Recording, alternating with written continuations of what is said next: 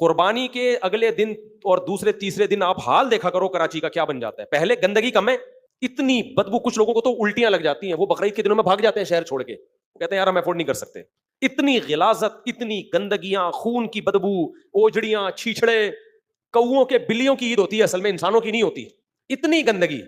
او بھائی جب آپ جانور لے کر آئے ہو, اس کو ذبح کر کے اس کی آلائش کو ایک کسی ٹھکانے لگانا, یہ بھی آپ کی ذمہ داری ہے. گورنمنٹ کی ہے لیکن گورنمنٹ پوری کرے نہ کرے وہ اس کا ہیڈیک ہے, آپ کی بھی ذمہ داری ہے یہ. آپ خود نہیں کر سکتے, کسی کو پیسے دے کے یہ کام کروائیں. آپ کہہ سکتے ہو پیسے کہاں سے لائیں, تو جانور کہاں سے لے آئے, وہ کیا کسی نے زکات میں دیا ہے آپ کو؟ قربانی غریبوں پہ لازم نہیں ہے, مالداروں پہ لازم ہے. تو جس کمبخت مالدار کے پاس گلی کو صاف کرانے کے پیسے نہیں ہے نا, وہ کمبخت مالدار کے پاس قربانی کے پیسے کہاں سے آ گئے؟ اگر آپ کے پاس گلی کو صاف کرانے کے, اپنے گھر کا باہر جہاں جہاں جانور نے گوبر کیا ہے, جہاں جہاں اس کی علائشیں, خون وون پڑا ہوا ہے, یہ جو خون گرتا ہے نا 2-3 دن کے بعد سڑتا بھی ہے, اس میں بدبو آتی ہے بہت خطرناک قسم کی.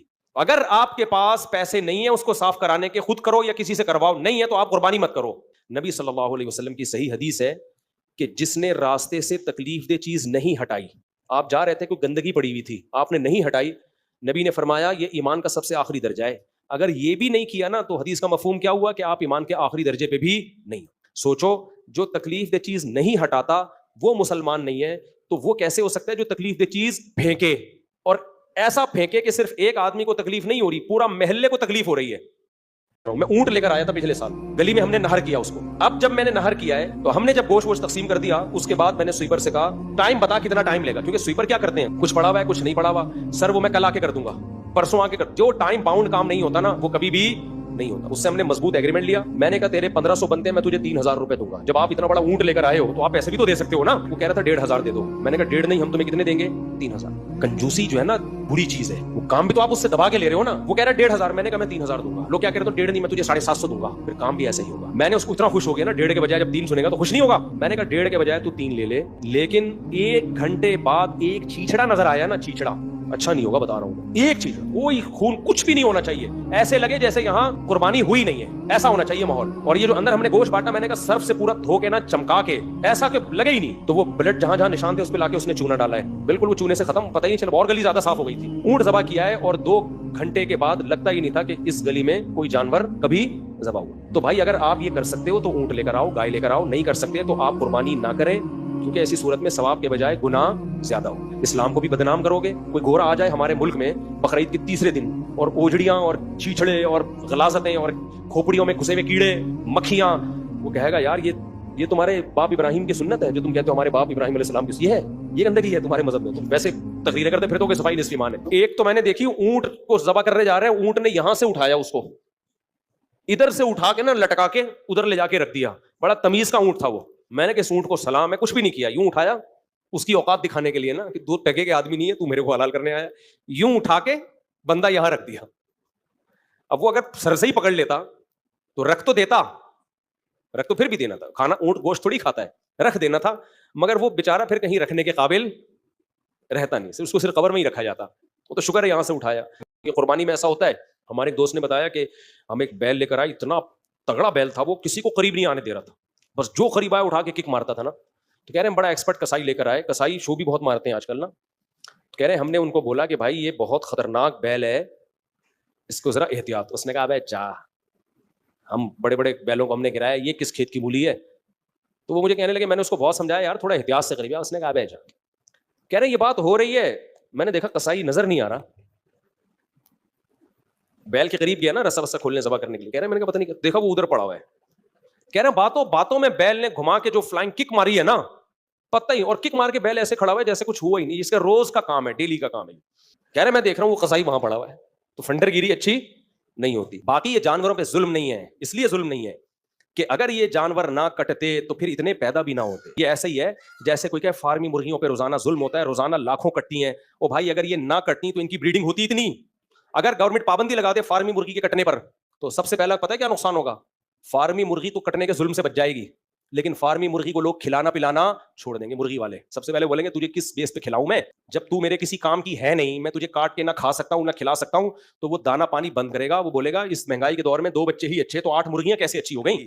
جن علاقوں میں جانوروں کے ذبح کرنے پر پابندی ہے, آپ انڈیا میں جا کے دیکھو, یوٹیوب پہ دیکھو کیسے تڑپ تڑپ کے گائے مر رہی ہیں بھوک پیاس سے. ماں تو کہہ دیا انہوں نے گائے کو, ماں والے حقوق نہیں دیے. آپ انڈیا ہی کے چینلوں پہ جا کے دیکھو ذرا کیسے بڈھی جانور, بڈھی گائے سڑکوں پہ پڑی ہوئی ہیں, بیماریوں میں مر رہی ہیں, تڑپ تڑپ کے مرتی ہیں, کیونکہ انسان کے لیے اس جانور کو کھلانا آسان نہیں ہے. اور ان کو جنگلوں میں بھی نہیں چھوڑ سکتے آپ, جنگلوں میں چھوڑو گے تو کوئی اور کھا جائے گا ان کو, اور وہ درندہ کھائے گا تکلیف دے کے. اس سے بہتر تو آپ ذبح کر کے آرام سے کھا جاتے ہیں اس کو.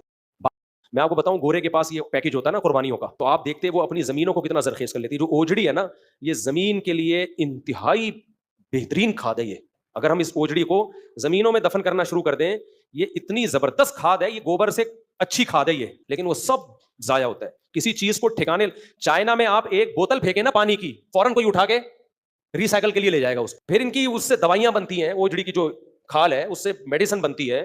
پہلے تو بکتی تھی اوجڑیاں. تو گورنمنٹ تو اگر چاہے تو بہت کچھ کر سکتی ہے, لیکن گورنمنٹ اپنی ذمہ داری پوری نہ کرے, ہمیں کرے نہ کرے وہ اس کا ہیڈ ایک ہے. ہم تو اپنی ذمہ داری پوری کریں نا. تو اس لیے ان آلائشوں کو ٹھکانے لگانا کس کی ذمہ داری؟ ہماری. اگر نہیں لگایا قربانی کا اجر ضائع ہو سکتا ہے. نبی نے کچا پیاز کھا کے مسجد میں آنے سے منع کیا ہے. تو جس مذہب میں بدبو اتنی بری چیز ہو, کچے پیاز کی بدبو برداشت نہ ہو رہی ہو, وہ قربانی کی اوجڑیاں اور سڑے ہوئے جو گوشت کے چھیچڑے پڑے ہوئے ہوتے ہیں وہ برداشت ہو جائے گا؟ حضرت عائشہ فرماتی ہیں, حدیث کا مفہوم ہے, نبی کو بدبو سے جتنی نفرت تھی شاید کسی اور چیز سے نہیں تھی. آج غیر مسلم ہم سے کہتا ہے اتنے ہٹے کٹے جانور, یہ جانور ہم اسٹور کر لیتے, پورے سال میں غریبوں کو کتنا فائدہ ہوتا, گوشت سستا ہو جاتا, تم ایک ہی دن میں کروڑوں اربوں جانور کاٹ دیتے ہو. ہم کہیں گے بھائی پیدا کس نے کیا ہے؟ اللہ نے. وہ ویسے بھی تو مار سکتا ہے نا. تو بقرعید کے 3 دنوں میں اللہ کو جانور کا خون بہانے سے زیادہ کوئی عمل محبوب نہیں ہے. اب غیر مسلم ہم سے کہہ سکتا ہے کہ ٹھیک ہے, اگر آپ نے جانور کاٹنا ہی ہے تو کچھ ڈسیبل جانور ہوتے ہیں, کچھ لنگڑے ہوتے ہیں, کچھ کاڑے ہوتے ہیں, وہ ویسے ہی ضائع ہونے والے ہیں, تو ان کو کاٹ دو تاکہ ان کا گوشت کام آ جائے. اللہ میاں نے کہا نا نا نا نا نا نا, جو لنگڑا ہے وہ نہیں چلے گا, جو اندھا ہے وہ نہیں چلے گا. دنیا کی چیخیں نکل جائیں کہ مسلمان کر کیا رہا ہے. قربانی کا حکم یہود و نصارہ کو بھی ہوا تھا, لیکن ان کے ہاں غامدی صاحب جیسے اسکالرز پیدا بہت پہلے ہو گئے تھے. انہوں نے ایکچولی کر کے نا سارے قرآن و سنت کا بیڑا غرق کر دیا ان کے اسکالرز نے, جو اب غامدی صاحب کوشش میں لگے ہوئے ہیں. غامدی صاحب سے کسی نے پوچھا کہ قرآن و سنت میں تو ہے کہ بچے زیادہ پیدا کرو, تو آپ کیوں کہتے ہیں کہ یہ اس زمانے میں نہیں ہے؟ تو انہوں نے کہا ایکچولی اس زمانے میں جنگوں میں لوگ مر رہے تھے, تو اس زمانے میں ایکچولی ضرورت تھی. وہ اس طرح کا انہوں نے بیان دیا. حالانکہ اس زمانے میں غربت اعلیٰ سطح پہ تھی.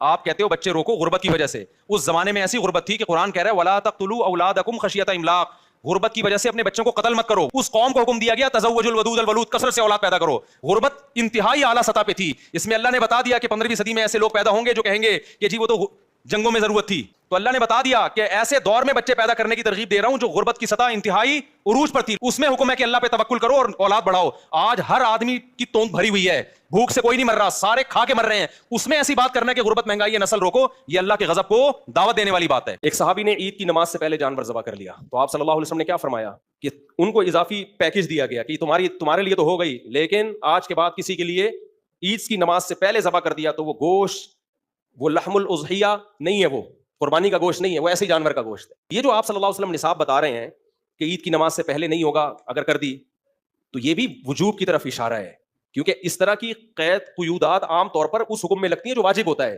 ورنہ آپشنل ہوتا ہے تو آپ کہہ رہے کوئی بات نہیں, تم نے اگر عید سے پہلے کر دیا ہے تو کوئی لازم تو ہے نہیں, اللہ قبول کرنے والا ہے, عید کے بعد کرنا ہو تو کر لینا, نہیں کرنا ہو تو نہیں کرنا. لیکن آپ نے کیا فرمایا, اصولی طور پر تم پہ دوسرا جانور لازم تھا, یعنی مطلب حدیث کا یہی ہوگا. تو یہ تمام دلائل اس کی طرف اشارہ کرتے ہیں کہ قربانی ایک لازمی حکم ہے, کیونکہ ابراہیم علیہ السلام کی سنت کو ہم نے, پھر بھی اختلافی مسئلہ ہے میں مانتا ہوں, لیکن ایک فقہ کو فالو کرو میرے بھائی پراپر طریقے سے.